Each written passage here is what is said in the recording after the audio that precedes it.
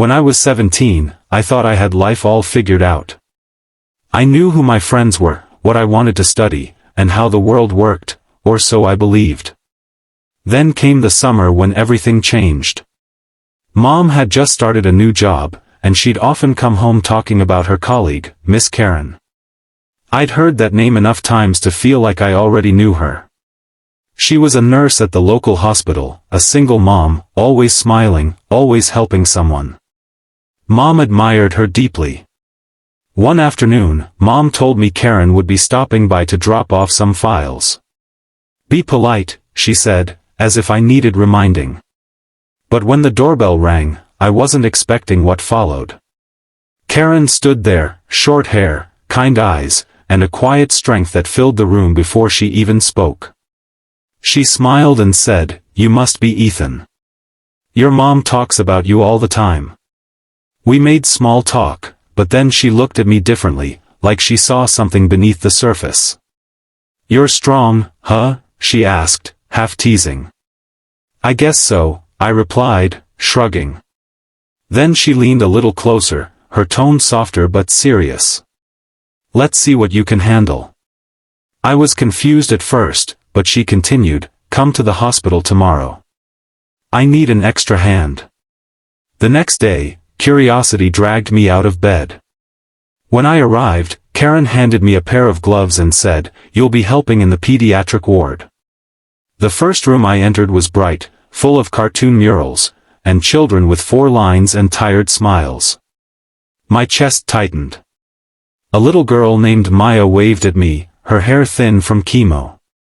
"Are you a doctor?" she asked. "Not even close," I said, smiling weakly. "Just a helper."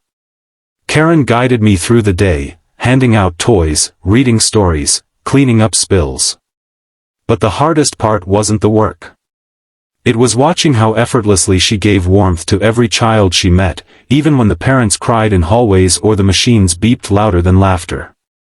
At one point, I saw Karen kneel beside a mother who had just received bad news. She didn't say much. She just held her hand and whispered, "You're not alone. We'll walk through this together."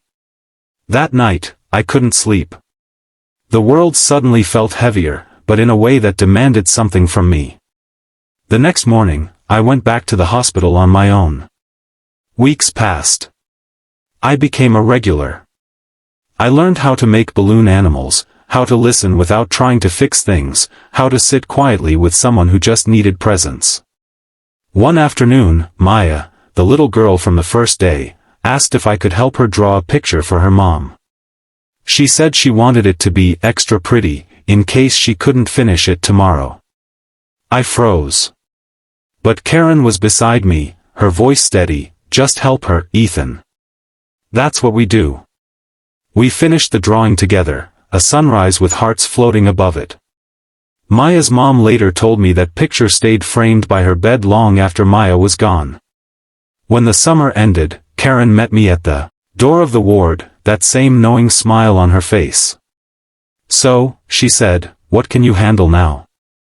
I laughed, but my throat ached. "A lot more than I could before." She nodded. "Good. Then handle the world with kindness. It needs people like you."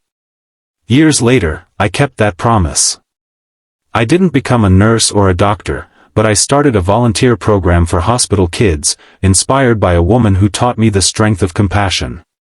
Because sometimes, all it takes is someone leaning close, challenging not your muscles, but your heart. End. Moral: kindness isn't about how much you can lift. It's about how much you can carry for someone else. Dizzy. Would you like me to create 6 image prompts, 4 thumbnails or scenes, related to this story next?